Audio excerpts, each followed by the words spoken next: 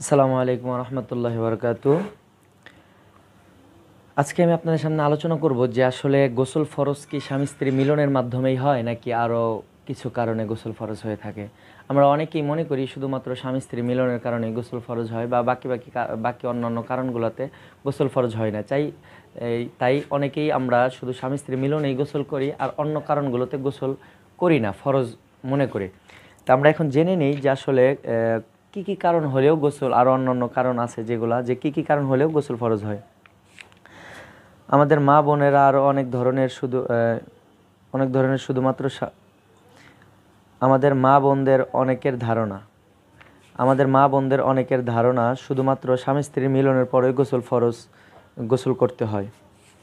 এটা শুধু মা বোনদের নয়, এটা আসলে আমাদের অনেক পুরুষ ভাইরাও যারা আসলে আমাদের দিনই বা এই সমস্ত মাসআলা যাদের জানা নাই, আমরা অনেকেই হয়তো বা পুরুষ ভাইরাও এটা মনে করে থাকি যে শুধু স্বামী স্ত্রী মিলনেই মনে হয় গোসল ফরজ হয়ে থাকে। আচ্ছা, চলেন দেখি সামনে কি বলে। এছাড়া অন্যান্য কারণে গোসল ফরজ হয় না, সেই জন্য আলাদাভাবে গোসল করতে হয় না। আচ্ছা, ফলে স্বপ্নদোষ সহ অন্যান্য কারণে গোসল ফরজ হলেও তারা সেক্ষেত্রে আর গোসল করে না, অথচ এটা সম্পূর্ণ ভুল। স্বামী স্ত্রী মিলনের কারণে তো গোসল ফরজ হয়ই, এছাড়াও আরও কয়েকটি কারণে গোসল ফরজ হয়ে থাকে। স্বামী স্ত্রীর মিলনের কারণে তো গোসল ফরজ হবেই, এছাড়াও আরও কিছু কারণ আছে যেগুলোর কারণেও গোসল ফরজ হয়। এক নম্বর ধরেন, মনে করেন যে ঘুমের মধ্যে স্বপ্নদোষের কারণে বীর্যপাত হলে, কারণ আমরা ঘুমিয়ে গেছি, এখন ঘুমন্ত অবস্থায় স্বপ্নদোষ হয়েছে, এই স্বপ্নদোষ বা খারাপ কোনো স্বপ্ন দেখা বা স্বপ্ন না দেখার পরেও যদি আমরা ঘুম থেকে জাগ্রত হওয়ার পরে আমরা বুঝতে পারি যে আমাদের বীর্যপাত হয়েছে, তাহলে আমাদের গোসল ফরজ হবে।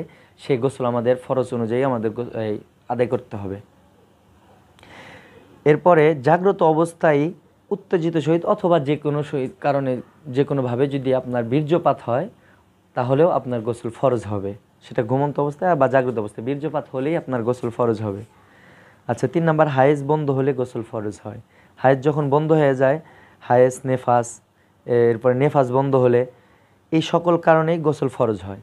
অর্থাৎ আমরা মনে করি যে হায়েজ যখন আমাদের হায়েজ শেষ হয়ে যায়, অনেক মা বোনেরা হায়েজের ঈদ সময় যখন শেষ হয়ে যায়, তখন আমরা মনে করি যে আমরা এখন পাক পবিত্র হয়ে গেছি, হয়তো বা নিজের কাছে পরিচ্ছন্নতার কারণে গোসল করে নিই। আসলে বিষয়টা এমন না, আপনার জন্য গোসল করা ফরজ। তখন আপনাকে ফরজ গোসলই আদায় করে এরপরে আপনার বাকি কাজ যেগুলো আপনার ফরজ গোসল অবস্থায় করা যাবে না, সেগুলা ফরজ গোসল করার পরে সেগুলো আপনি করতে পারবেন। এমনকি উল্লেখ্য